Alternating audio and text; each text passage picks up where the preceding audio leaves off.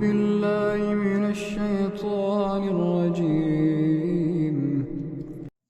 بسم الله الرحمن الرحيم. الحمد لله رب العالمين، وصلى الله وسلم على نبينا محمد وعلى آله وأصحابه أجمعين. أعوذ بالله من الشيطان الرجيم. بسم الله الرحمن الرحيم. وننزل من القرآن ما هو شفاء ورحمة للمؤمنين. صدق الله العلي العظيم.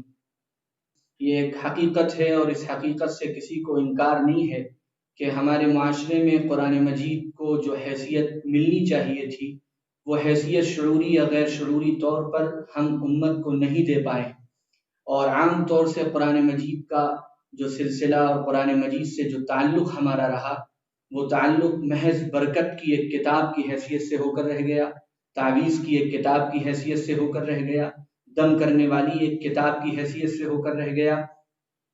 قرآن مجید کی ان برکات سے کسی کو انکار نہیں ہے، لیکن یہ حقیقت اور اس حقیقت کا واضح اعتراف نہ کرنا اور اس حقیقت کو بیان نہ کرنا کہ قرآن مجید صرف برکت لینے کے لیے نہیں آیا، بلکہ قرآن مجید تو ایک انقلابی کتاب کی حیثیت سے آیا تھا۔ قرآن مجید اللہ نے اس لیے اتارا تھا کہ اس کے ذریعے سے پوری انسانیت کو ہدایت کا راستہ دکھایا جائے۔ شہر رمضان الذي انزل فيه القرآن هدى للناس وبينات من الهدى والفرقان۔ قرآن اس لیے آیا تھا کہ اس کے ذریعے سے تزکیہ کیا جائے، قرآن اس لیے آیا تھا کہ اس کے ذریعے سے یاد دہانی کرائی جائے۔ وذکر بالقرآن من یخاف وعید۔ قرآن اس لیے آیا تھا کہ اس کے ذریعے سے ظاہری اور باطنی ہر اعتبار سے انسان کو بہت بلند مراتب پر پہنچایا جائے۔ وَنُنَزِّلُ مِنَ الْقُرْآنِ مَا هُوَ شِفَاءٌ وَرَحْمَةٌ لِّلْمُؤْمِنِينَ۔ قرآن تو رحمت بن کر آیا تھا، قرآن تو ہدایت بن کر آیا تھا، قرآن تو ہر پہلو سے زندگی کی اصلاح کے لیے آیا تھا، لیکن ہم سے یہ غلطی ہوئی کہ ہم نے قرآن مجید کو اس حیثیت سے سمجھا نہیں۔ اس لیے بہت شدید اس بات کی ضرورت ہے کہ قرآن کی دعوت ہر جگہ عام ہو، قرآن کا پیغام ہر جگہ عام کیا جائے، قرآن کے ذریعے لوگوں کو مخاطب کیا جائے، اللہ کی اس کتاب سے لوگوں کو جوڑا جائے۔ حضور اکرم صلی اللہ علیہ وسلم نے فرمایا تھا، صحیح مسلم کی روایت ہے کہ انی تارک فیکم الثقلین اولہما کتاب اللہ فیہ الہدی والنور فخذوا بکتاب اللہ واستمسکوا بہ۔ یہ اللہ کی کتاب ہے، اس میں ہدایت ہے، اس میں روشنی ہے، اس کو مضبوطی سے پکڑو، اس کو مضبوطی سے تھامو۔ اگر قرآن ہاتھ میں رہے گا تو انسان گمراہی کے دلدلوں میں نہیں پھنس سکتا۔ قرآن مصدر ہے، قرآن مرجع ہے، سب کو قرآن ہی کی طرف رجوع کرنا ہے۔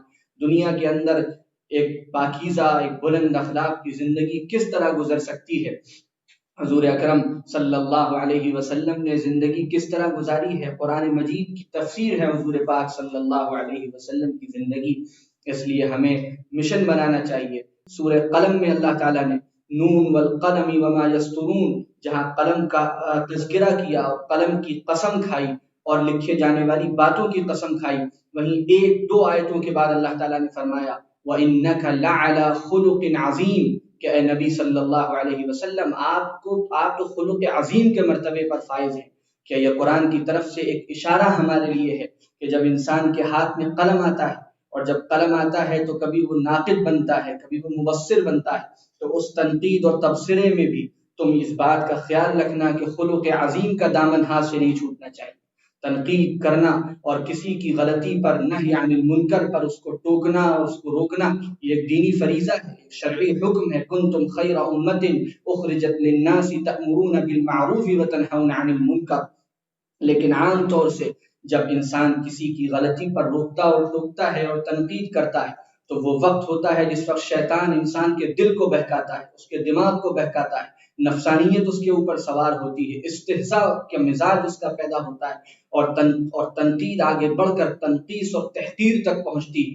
یہ خطرناک مرض ہے، یہ شیطانی عمل ہے۔ ہمیں اس سے بھی اپنے آپ کو روکنا ہے۔ ہمیں تنقید کرنی ہے مخلصانہ، ہمیں تنقید کرنی ہے اللہ کے لیے، ہمیں تنقید کرنی ہے دین کی حفاظت کی ذمہ داری سمجھتے ہوئے اخلاص کے ساتھ۔ ادعو الی سبیل ربک بالحکمۃ والموعظۃ الحسنۃ وجادلہم باللتی ہی احسن، جو قرآن مجادلہ بھی کہتا ہے کہ التی ہی احسن کے ساتھ کرو۔